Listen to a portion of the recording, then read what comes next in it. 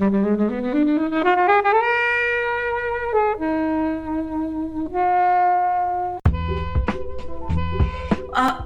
this was my favorite film of 2020. I could so resonate with so many aspects of this film. Bukky Bakray has won a lot of awards for this. She's a BAFTA Rising Star winner for good reason. Mm-hmm. And, her work speaks for itself in this film. And the film itself is absolutely spot on. It's one of the most authentic British films I've seen in a long, long time.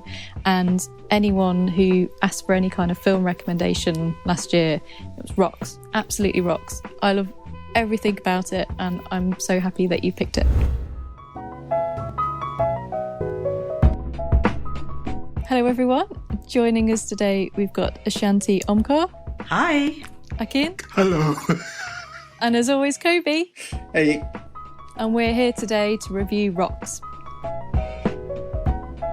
Thank you, as always, to the mighty people for the mighty, mighty tunes. And thanks to Ben from Rockwood Audio for his awesome editing skills. Please do remember to write a review and rate us on Apple Podcasts and anywhere you can do where you listen to the podcast, because it really does help us. And you can join in the conversation with us on Twitter at Flixwatcher Pod and on Instagram at Flixwatcher.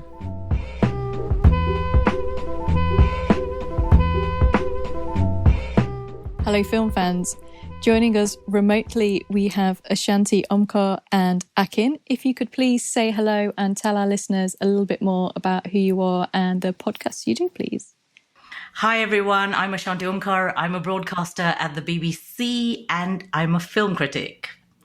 Hello, everyone. My name is Akin and I host a podcast called the Swinging Palm Trees Podcast. Swinging Palm, it's a newish podcast. How are you finding podcast life, Akin? Interesting. Very, very insightful, interesting, and stressful, especially if your computer crashes. No, we've had lost files. We've had files. I think the worst we've had is when we recorded the first record we did in remotely because of lockdown. We thought it was okay. We've recorded, and then going to the files 2 months later, they weren't there. So we actually managed to cobble together the episode. So it actually worked out in the end, but. It's annoying. Yeah, a bit stressful. But you're still going. Have you got past episode 12 yet? That's like the magic number podcasters say. If you go past 12, you've made it. That's it. You can put your feet up, count your winnings. Well, next week it'll be episode 10. So that's good. It's once a week. So I've got a list on my wall. I've got about 15 people already signed up. So yeah, we're getting there. And Shanti, you're a critic and journalist, a film critic. I mean, this film has had, we'll talk about this a bit, but as a critic, has it benefited, do you think, from being released in lockdown, or with more people seeing it, or has it suffered? Well, actually, 2020 was a very good year for diversity in cinema because after Oscars So White and BAFTA So White happening the year before and everyone changing their voting processes, etc., etc. And Time's Up as well. And Time's Up, of course, coming into play.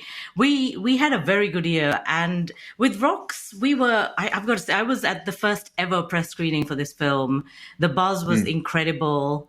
And wow, everybody who was in that room knew this film was going to go far. And then the pandemic happened and lockdown happened and it couldn't get to the cinemas. It was very distressing for all of us because for me, no film in 2020 beat this film. This was my film of the year. I absolutely adored it. I knew I was going to vote for it at the awards, So it was a very worrying situation suddenly.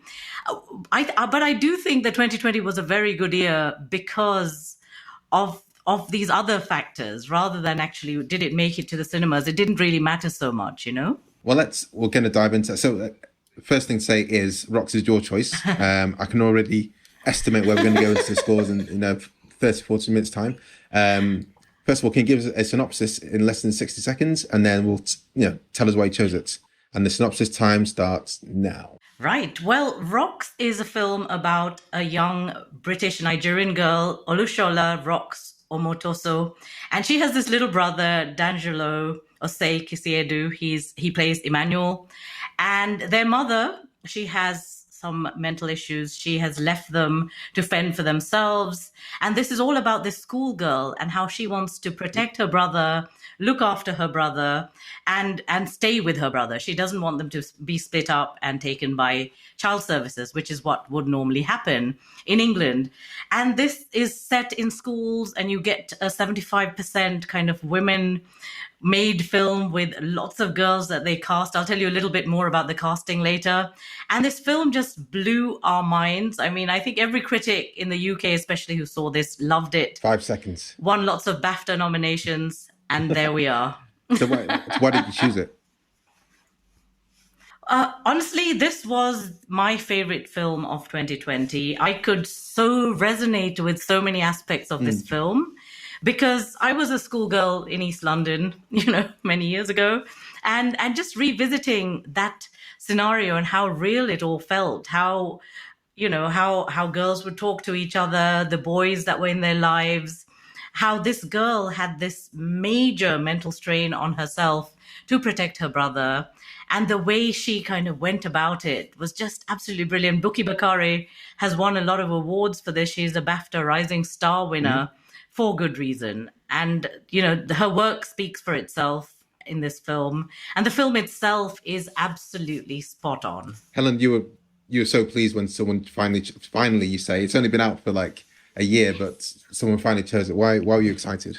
So I saw the trailer for this back in normal January 2020, and I was like, I really want to see this. I really want to see this. I really want to see this. Can't wait to see this at the cinema. And then lockdown happened, and then I was so delighted that it came on Netflix quite soon.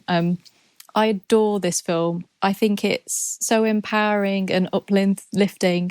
It's one of the most authentic British films I've seen in a long, long time. And anyone who asked for any kind of film recommendation last year, it was rocks, absolutely rocks. I love everything about it, and I'm so happy that you picked it. I just think it's brilliant. I love it.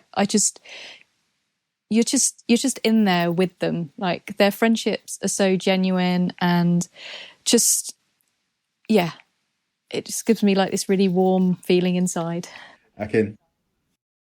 So when Ashanti suggested I watch Rocks, I said, what's that? Is this some kind of sci-fi film? It's got rocks. Space She rocks. said, no, she said, no, it's about schoolgirls. I said, next. But she said, watch it. I said, okay, fine, I will. So I was off on an afternoon. I said, let's give this film a try. And I was pleasantly surprised. I was genuinely surprised. I thought, wow, this is good, especially since the protagonist is playing a Nigerian character. Yes, she is Nigerian, but also playing Nigerian. And she is Yoruba. I'm also Yoruba as well. So I could actually understand I was going to ask you this. Oh, I could definitely understand some things.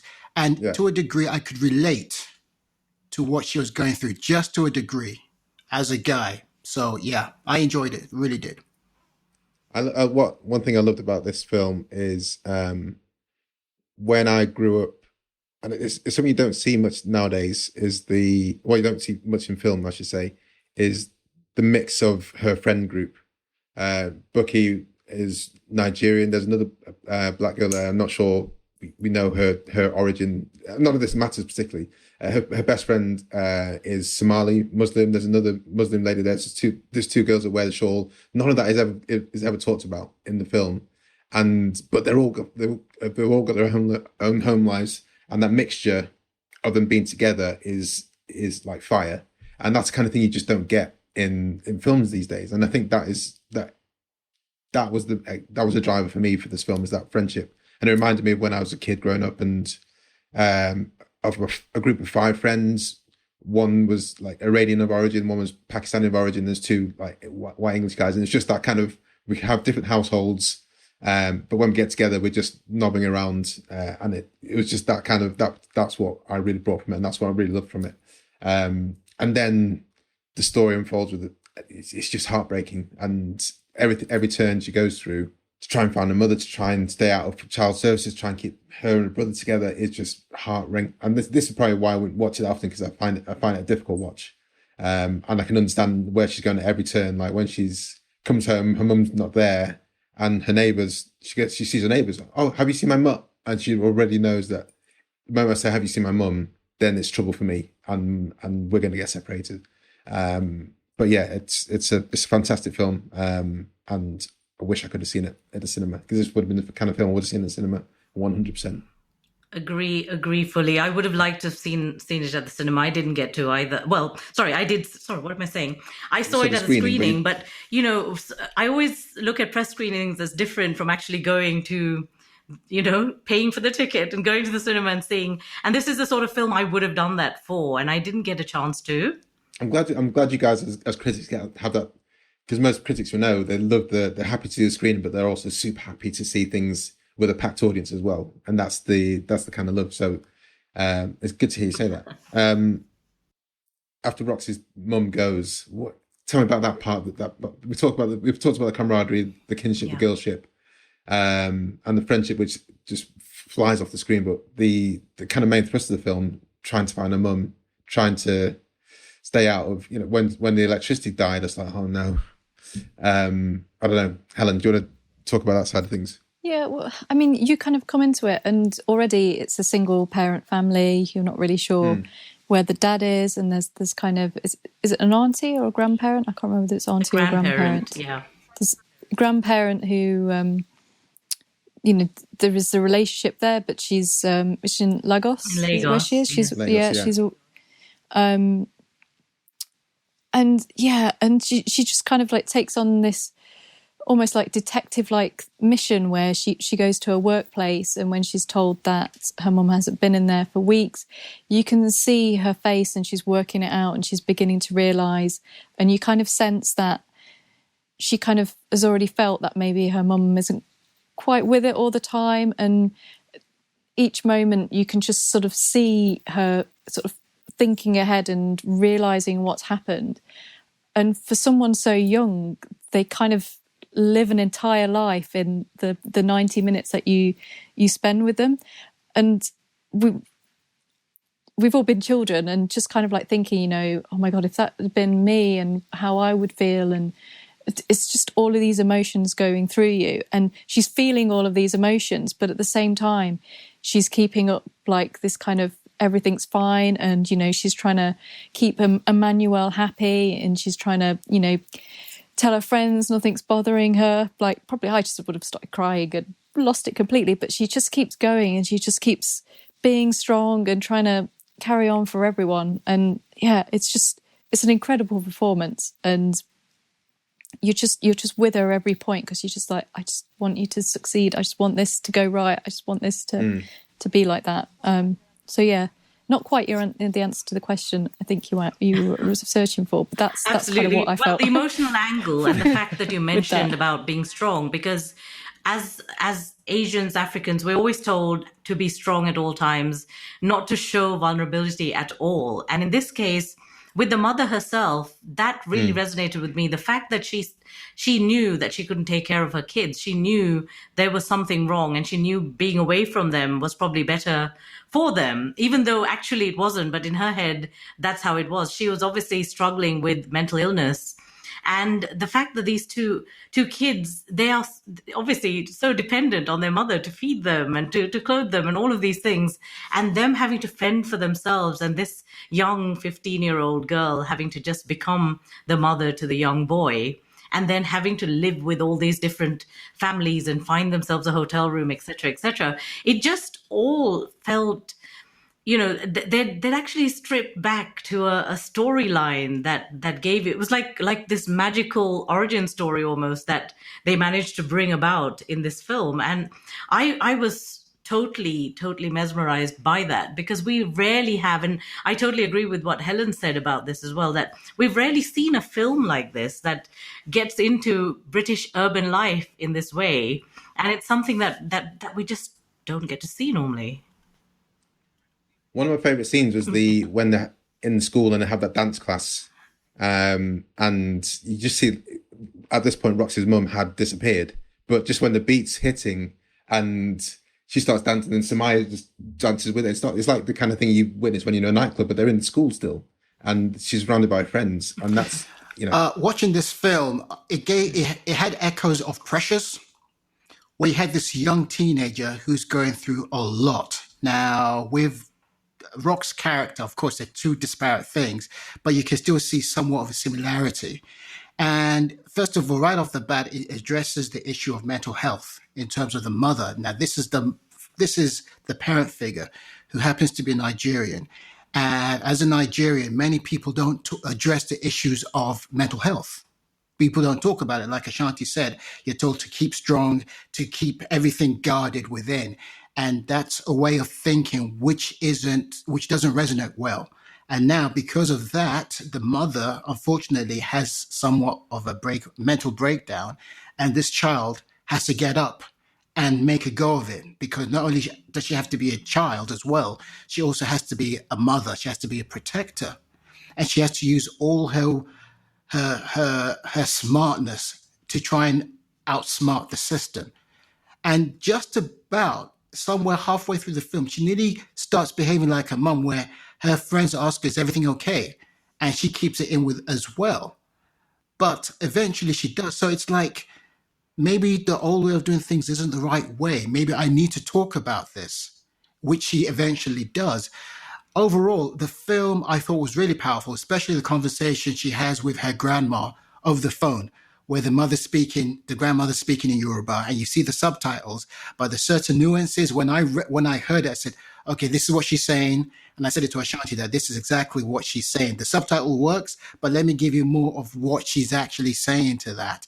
So a very powerful film. I highly recommend it to people, most importantly, youngsters as well. I recommend this to young children. And it's so real. It's so real to life. Yes, we're all grown-ups as well.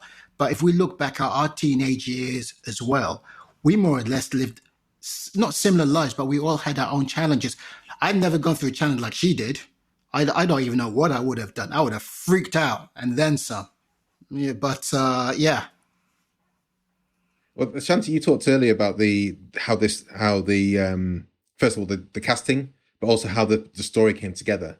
And I'd love to talk a bit about that now, and Sarah Gavron as the kind of linchpin here, and kind of going to lead in direction here, because I know when you talk about Mike Leigh films, there's always this big thing about, yes, he gets all the actors in and they create the story together, but it's always a Mike Leigh film written by Mike Leigh, whereas Sarah Gavron is, I'm nominally the director, but this is not my film as a Sarah Gavron film. This is our film. And I think that's such a refreshing kind of angle, and unsurprising from a female director that's taken that 100%. In fact, I was just emailing Sarah today because we were talking about Brick Lane. Oh, just email Sarah. Just drop that one in. Just emailing her. We're just pals. No, but I just absolutely love her work, and I also love the fact that she's used what she sees as her privilege to give other women an uplift. And the starting of this film, I don't know if you spotted this, but it says real queens fix each other's crowns. And they focus on that just for a few seconds. So you see that in Bukky's room, Bukky in Rox's room. And that really is what this film is all about, because I've been in touch with Amina Ayub Allen, who's also one of the producers on this film. She, as well as Teresa Ikoko, who's a Hackney girl who went to my university, actually, Royal Holloway. And, she's doing big things, Teresa. And her writing skills, this was the first time she's done a film from having written for television, etc. in the past. And them coming together. So you had Amina, who has, she's a British Asian via, I think, Tanzania and Punjab, and then you have Sarah, who has worked extensively with, for example, the writer of Brick Lane, who's British Asian. And then you have Teresa Ikoko, who is British Nigerian. So you've got this melting pot of cultures of these women who all came together, and of Sarah Gavron, who's just said, let's do this as a collaboration. And, they went to this amazing woman who won a BAFTA for the casting for this, because this film had some 7 BAFTA nominations, and Bukky won. She obviously won the breakthrough. And then there was Lucy Pardee, who won for casting for this, because they looked at 1,500 girls across schools. Yeah, some days they had 200 girls in a stretch. And what they were doing was they had girls in their friendship groups. So they talk to people in their friendship groups to find out what would work for this. And that was an incredible way, because they were workshopping with iPhones, taking snapshots of scenes. They were getting the girls to actually come up with what's their favorite songs, what's their characters' favorite songs. Sorry, I shouldn't say theirs, because they somehow managed to live those characters. I think Kosar Ali and Bukky Bakray were just standout actresses from this, just because they just lived it. And they even got them to do things like, why don't you write a diary entry for your character for one day of this scene? These kinds of things really made this film come together as a collaborative effort. And I give hats off to Sarah Gavron for actually saying, yes, let's just make this something very big and very, very, very lovely, and something that a lot of people can relate to at some level. So whether it's a guy watching it, whether it's a girl watching it, whether it's a teenager watching it, there's something for everyone. You'd think that, although one of my friends in our friendship group hated it. She it's really interesting. So she kind of saw it from, because I know a lot of people have kind of said this is very kind of like Fish Tank, and I think they're kind of wrong, because I think this is a lot more kind of positive. But she kind of watched it and was like, "Oh, this is like really poverty porn. Like, we're kind of like spying into like their lives, and we're kind of like being voyeurs and that." So it was interesting to kind of hear a different side of it, because I thought it was like really empowering and quite uplifting. But not everyone does love it, and it was kind of interesting to have that. I mean, if I was thinking like films that are quite similar, I think Girlhood is kind of similar. Yeah, that's on my super list. That's Celine Sciamma, isn't it? It's. I want to do a double bill of that and Portrait. Portrait is incredible. That's something I need to do in my life soon. But so, yeah. But I disagreed with my friend. I was like, oh well, we'll just go on that one. But yeah, it's things like the. Just like the bits where they're kind of filming each other and singing on mobile phones. It's just that's how kids interact. That's their world, and it just kind of just felt really, really authentic. And it's I think maybe what some people have maybe been used to is that when we do have sort of working class families on screen, they're always kind of viewed from a different lens, and they're not always kind of positive, or, the set design is like, oh, the walls are dirty and the place is untidy. And it's like, that's not like true. And this really gave it like an authentic look, which I haven't seen on cinema before. One thing I enjoyed this in the harder parts of the film when Rox and her brother were. By the way, Rox's brother, brilliant on-screen presence. Rox and her brother were going from house to house, friend to friend, and staying at is it Samaya? I can't remember the name's gone. Yeah, yep. Staying at her place, and it's like, "Hi, auntie." It's the kind of thing I would have said to an older. It just lots of these things resonate, but then Samaya's house is so different to Roxy's place, which is so different to then another friend's place, and yet they're all friends, and yet they're all kind of in it together. And I loved how they banded together to try and find their brother, even at the time of this kind of major stress. They're not being placed together. That shot at the end where they see your brother playing in the playground and he's happy, it's like, okay, this is might have to be how it's going to be. And at the moment he's fine. And that, that left me with a lot of hope that hopefully they'll get back together. But for the moment he's been taken care of. I can be taken care of. I can relax a bit, and we'll let things pass. Hopefully mum will come back. So even though it's a stressful film, I do finish on a high with it. Agree totally. And something I wanted to say about what Helen said about the authenticity is that they in their process, they actually in many ways used the girls and their stories and their behaviors to create the narrative for this, which I think was an utterly lovely thing to do, because they got... So how much of the narrative, I don't know if you know, how much of the narrative was formulated before... Well, a lot of this was made as they went along. So it was almost like they had a framework and then they started working with these girls to find them. So, for example, I don't know if you watched Never Have I Ever by Mindy Kaling, and that's on Netflix. I highly recommend it. It's about an Asian American girl who it's about her life. You know, her father has died. She's having a really hard time dealing with it. And this is what, you know, her life starts to unravel. And in that, there's a young 17-year, well, she was 17 when they shot it. She's a young Tamil Canadian 17-year-old that they cast. Again, they put out an open casting on Twitter, had thousands of entries, and they picked this one girl who just embodied that character. And what Mindy Kaling did was, at all the table reads, etc., she actually worked with this girl and asked her, what do as a teenager, what do you do? What is it that will make this character really believable? And they brought those elements into the series, and that's exactly the same technique that they used with Rocks as well. They actually talked to these girls in detail. They had some of them were in friends groups of maybe 35 girls who were friends, 35 girls and boys who were friends. And they actually went in there and got these really authentic stories. It's like, doing these little raps, you can sit there. I remember doing that, when I was in school. I remember weirdly, and nobody would expect me to ever do that. But, we had Shakespeare in class, and our form tutor at the time said, do you want to do something different with this? And I said, yes, I'm going to turn Romeo and Juliet into a little poem that's a rap.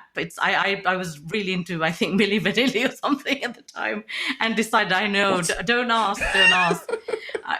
Is that rap? Well, my Akin's just giving me this look. Obviously, I hadn't discovered real hip hop at the time, but hey, very conservative family, East London. Anyway,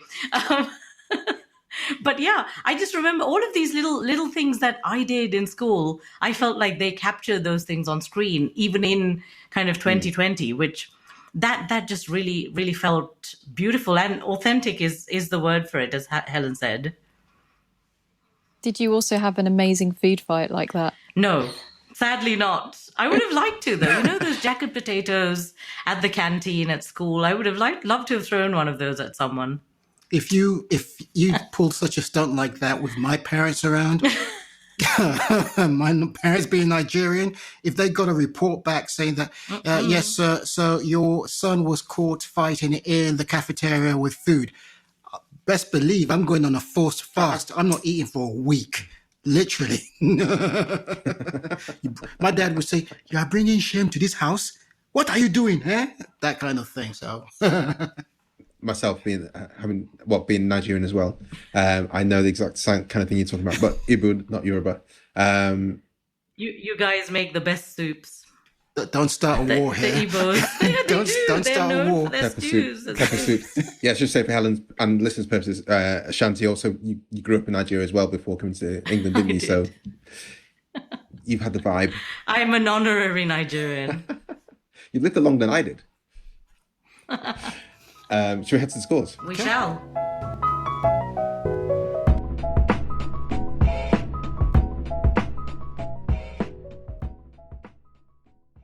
I'm Sam Clements, host of the 90 Minutes or Less Film Festival, another podcast in the Stripped Media family, a podcast that celebrates movies under 90 minutes long.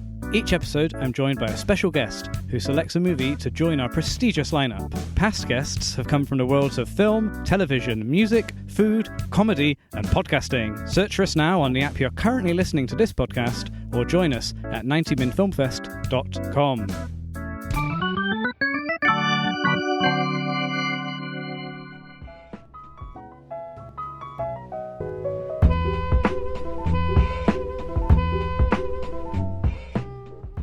Welcome to the Flixwatcher scores.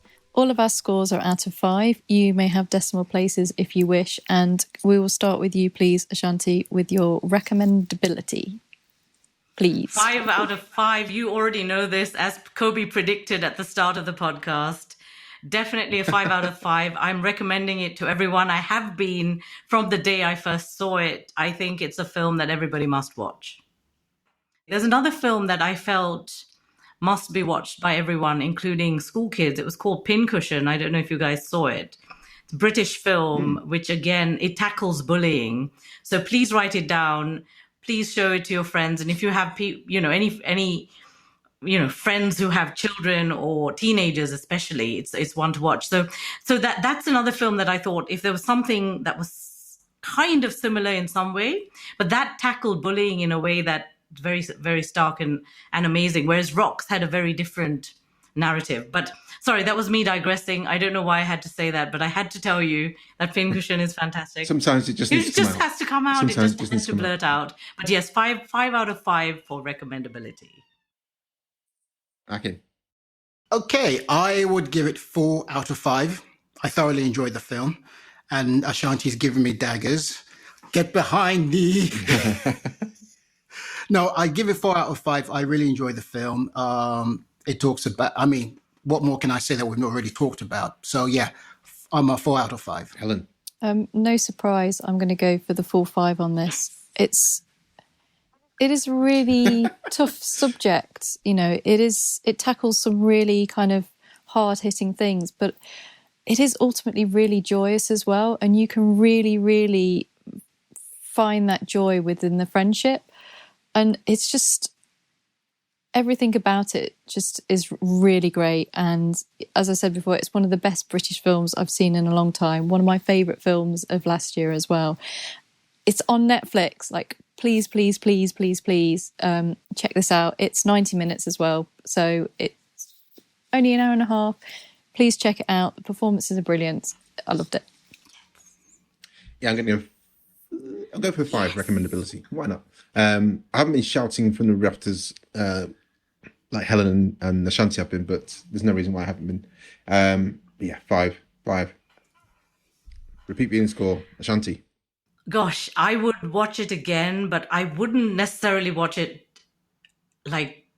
all the time. It's not one of those films. It's not like a Marvel film where you go back and watch it to catch a plot point or something like that, or to see what one character has done when they've done something on Disney Plus, for example. So, no, I would not give it a lot of repeat watches. I'd probably watch it maybe another 2 times in my lifetime. It was just that first time I saw this film, there was an imprint of it on my brain, and I feel like I don't need to see it many times. So I don't know. I'm just thinking maybe 3. Okay. I'm going to be controversial here. I'm going to go for 0. That's it. 1 time is enough for me. Not because it's a bad film by any accounts. No, it's an amazing film, but the subject matter, like Helen said, it's very strong. It's very poignant, and there's enough crap going on in the world, in the world as it is, for me not to be reminded again that this is just a fragment of so many horror stories of what's out there. So, yes, I'd give it a 0. Helen? I'm going to go higher than that. I think I probably saw this maybe about a year ago, and then I probably wouldn't have returned to it so quickly had you not picked it, but returning to it again after about a year, I still really enjoyed it. Is it one I'm going to watch regularly? Probably not. So I'm going to give it a 3. Yeah, I'm going to 2.5. It's a great film, but it's a hard watch. I think not that. Yeah, I think I'd remember the separation parts more than the camaraderie parts. Giving it a 2.5 here. Small screen score. Ashanti. Actually, I thought I didn't think it would work so well for the small screen, but it actually does, because it was intended for the big screen. It was to have this big, multi-cinema release across the UK, and it didn't, but it still worked really, really well on the small screen. The way they've shot the film, I think, works very well as well for the small screen. So yes, I would give it 5 out of 5 for small screen. It works on any size. Akin. I'd give it 5 out of 5. Everything Ashanti says, I agree. So 5-5. Helen. Joining the 5 party. Yeah, it's almost sometimes you kind of get so close in, it's almost like a documentary sometimes. And there's something about the editing that's kind of, it just isn't like slick polished, but that isn't to its detriment. It's more like you just kind of feel as though you're in those moments.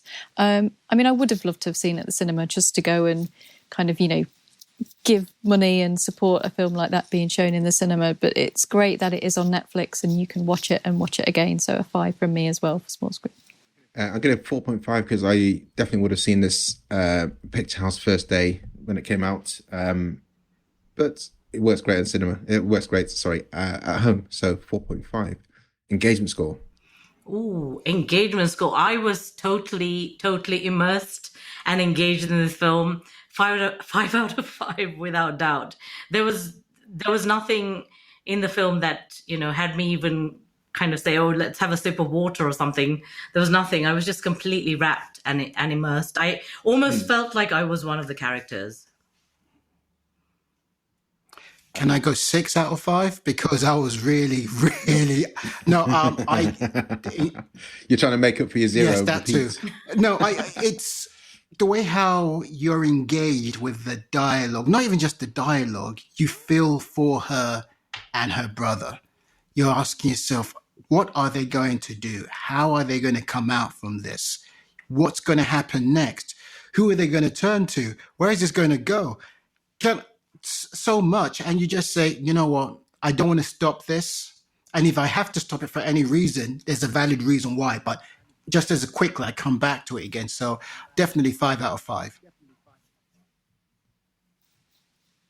Ellen? Yeah, another 5. It just manages to tell the story at just a great pace that it never sags, and it just there's so you're kind of, it's so emotionally kind of up and down, and when the social services come and take them away, like your heart just breaks, and it's just so sad.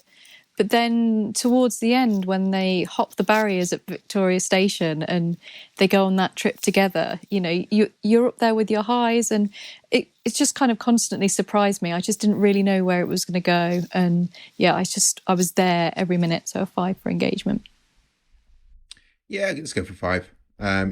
Your heart's in your mouth. You don't know when the mother disappears. You're not sure where it's going to go. Is she going to find her? Are they going to get separated? How's it going to play out? And the school life still going on at the same time as the tortured home life. At no point does it stop.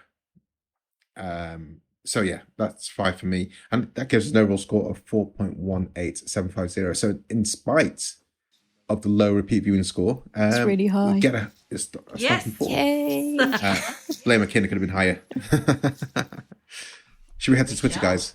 Yeah, do follow us on Twitter because we put tweets out like this saying, hey, everybody, we're reviewing Rocks with Ashanti Omkar and Akin. Have you seen it? Tell us your thoughts and your score out of 5 stars for an on-air shout-out on Flixwatcher. And we had a few responses for this. Akin, do you want to read out the first one? Okay, this is from Ali Beer. And with what Ali Beer, she says, or yes, it is she says, natural, vibrant performances make this an honest, authentic, and moving film. A real pleasure to see this fresh new acting talent shine on screen. 5 stars. Brilliant. Ashanti? We've heard from our friends at Girls on Film podcast. Shout out to Anna Smith, whom we all love very much. And they say, we heart Rocks at Girls on Film, a powerfully authentic snapshot of girlhood with stunning performances from its young cast, and a glimpse into the bright future of collaborative, female-focused filmmaking. It's got to be 5 stars. So a lot of people, I've heard this from so many people, they just could, it was just that relatability to this film. It didn't matter what social strata you came from. It didn't matter what age you were. Apart from one friend of Helen's, generally, everybody has loved this. Yeah, it's great to see the love. Hopefully you've grown up with friends that you can relate to, and I think that's the thing that you should have that connects everyone in this film, I think. Sorry, Helen, I cut you off there. I was just saying it's great to hear the love on Twitter as well. Ashanti, again, can you tell us where we can find you online, and we can say goodbye to the listeners? Sure, you can find me at Ashanti Omkar, ASHANTIOMKAR. My latest work can be seen via Linktree, or you can follow me on Twitter, Instagram. Instagram has a lot of stories that I put up on the films I'm watching and about food. You're the most, also on Twitter, you're the most fleety person I know. Oh, I'm fleety. I'm fleety. Yeah, that's the first time I've heard that. Thank you. Isn't that what it's called, fleet? They're called fleets indeed, and I've never heard somebody call me fleety though. I like it. Akin. Okay, you can find me at on Instagram with at the Swinging Palm Trees podcast, where I talk to people about the quotes and sayings that have inspired them. You can also find me on Instagram with Bass and Comics, because if you like your comics and if you like bass guitars or not, just hit me up on that side. He's a geek. And of course, he's on Twitter as Akin Aworan, AkinAworan. Splendid. Thank you so much for joining us, and thank you for bringing rocks to us and our listeners. Thank you so much. Thank you, Such guys. a pleasure. Bye. Bye. Enjoyed this episode of Flixwatcher podcast? Why not leave us a 5-star review on iTunes? You can also follow us at FlixWatcherPod on Twitter, and we're at FlixWatcher on Instagram. Thanks as always to the mighty people for their mighty tunes, and Ben from Rockwood Audio for his awesome editing skills. If you're looking to get your podcast edited as sweet as this, get in touch with Ben, and that's Rockwood, ROKK Wood Audio. Tell them Flixwatcher sent you.